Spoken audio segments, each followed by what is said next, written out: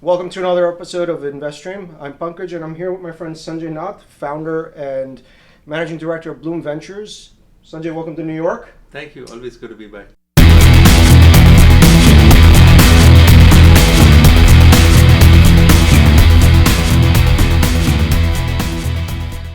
Sanjay, you've been investing in India probably longer than most individuals have.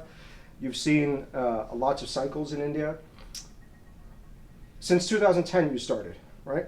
Yeah, Karthik and I both, my co-founder Karthik and I both met through the Mumbai Angels. We actually met in the late 2000s, so about 2008, 2009, and then 2011 is when Bloom officially started. But Right. you're right, we had the benefit of seeing India in its very early days through Yeah. the lens of the Mumbai Angels.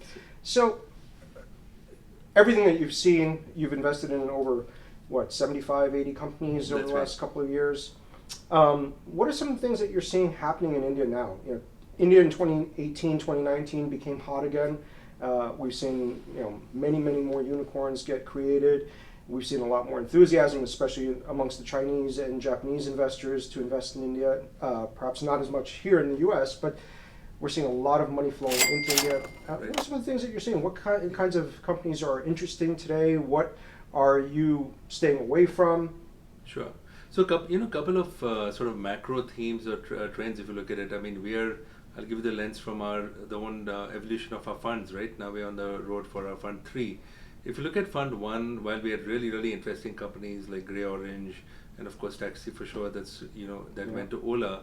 The pace of growth, or if you look at the movement of the portfolio, I think from fund one took much longer. And if you look at the momentum shift, right, of companies moving from one stage to another, Yeah. be it exits or be it like successive rounds, happening much faster now. So if you look at fund two to fund three, or rather in fund two, companies moving to Series A and the A to Bs are happening much faster, well compared to fund one. So what do you attribute to that? Do you attribute more VCs in the market, more companies doing acquisitions, more capital flowing into the same VCs that there were, 5, 6 years ago?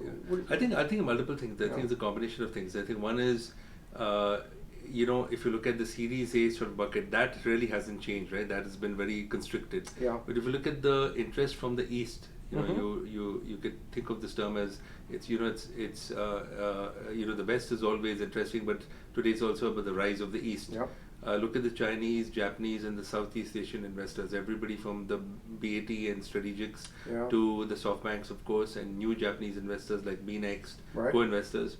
And of course, in Singapore, you've got B Capital and other Jungle and Wavemaker all look in India Yeah. quite actively. That was not the case, so that's one. Yeah. Secondly, everybody hears about geoification or the geo effect. The fact that the digital infrastructure has leapfrogged and moved across so fast.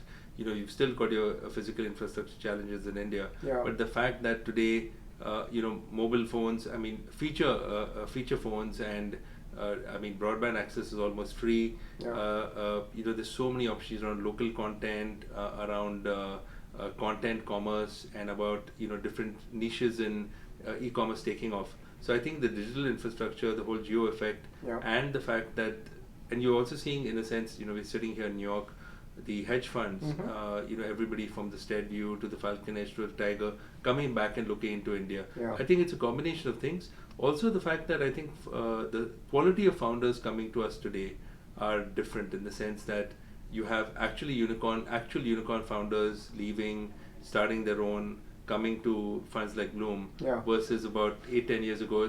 The entire ecosystem was so nascent. We were much younger, founders Sure. were much younger. Younger in terms of not in terms of age, but just in terms It's of the experience, exposure, yeah. and they hadn't been there, done that before. Today they Yeah. have the benefit of not only learning from working at being product managers at Ola or Flipkart, Yeah. but also having board members and angel investors who can guide them. So Right. I think the whole ecosystem is shifted in terms of maturity. Yeah.